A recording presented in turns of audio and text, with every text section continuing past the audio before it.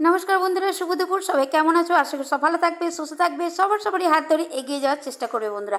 ভালোবাসা অবিরাম, ভালোবাসা দিলেই কিন্তু ভালোবাসা পাওয়া যায়।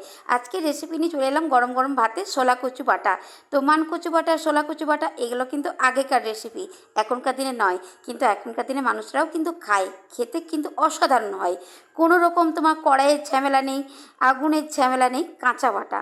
ভালো করে গ্রেট করে নিলাম, নারকেলটাও তোমাদের দেখালাম আর শোলা কচুটাও তোমাদের দেখিয়ে দিলাম। তো ভালো করে গ্রেট করে তারপরে কিন্তু পেস্ট করে নিতে হবে মিক্সিতে। তোমরা চাইলে শিলেও বাটতে পারো, তো এখানে মিক্সিতেই পেস্ট করবে, কেন পেস্টটা খুব ভালো করেই হয়। আর শিলে বাটলে যারা বাটতে পারো তারা অতি অবশ্যই বেটো।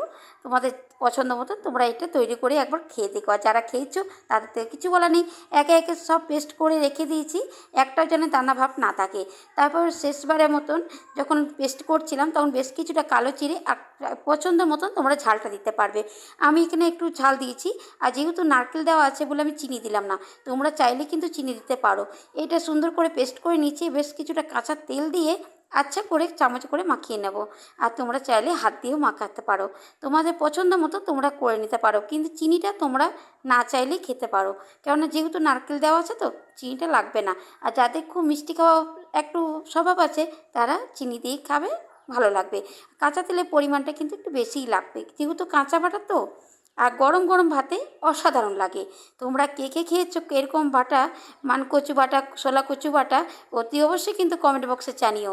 আগেকার দিনের রেসিপি কিন্তু এক দারুণ লাগে, দারুণ অসাধারণ লাগে। কোনো রকম আগুনের ঝামেলা নেই, কড়াইয়ে নাড়াচাড়া কোনো দরকার নেই।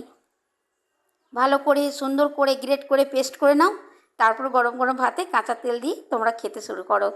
এরকম বাটা খেতে কে কে ভালোবাসো অতি অবশ্যই কিন্তু আমার কমেন্ট বক্সে জানিয়ে যাবে। আর আমি তো ভালো করে এটা মিক্স করে নিলাম, আর আমি একটু টেস্ট করে দেখে নিলাম। আমার মুখেতে খুব ভালো লাগলো।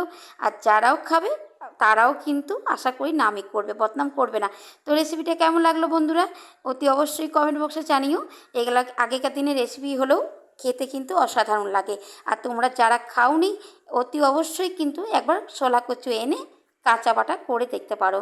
শোলা কচু অনেক ধরনের রেসিপি হয়, পারলে আপনাদেরকে দেওয়ার চেষ্টা করব। সবসময় তো রেসিপি দেওয়া সম্ভব নয়, তাই দিতে পারি না বন্ধুরা। তো চলো বন্ধুরা, সব ভালো থেকো, সুস্থ থেকো, সবারই হাত ধরে এগিয়ে যাওয়ার চেষ্টা করো বন্ধুরা। ভালোবাসা অবিরাম, ভালোবাসা না দিলে কিন্তু ভালোবাসা পাওয়া যায় না। তো কেমন হয়েছে রেসিপিটা তোমরা পারলে একটু কমেন্ট বক্সে জানিও, আমি আনন্দিত হব। চলো টাটা, সব ভালো থেকো, সুস্থ থেকো।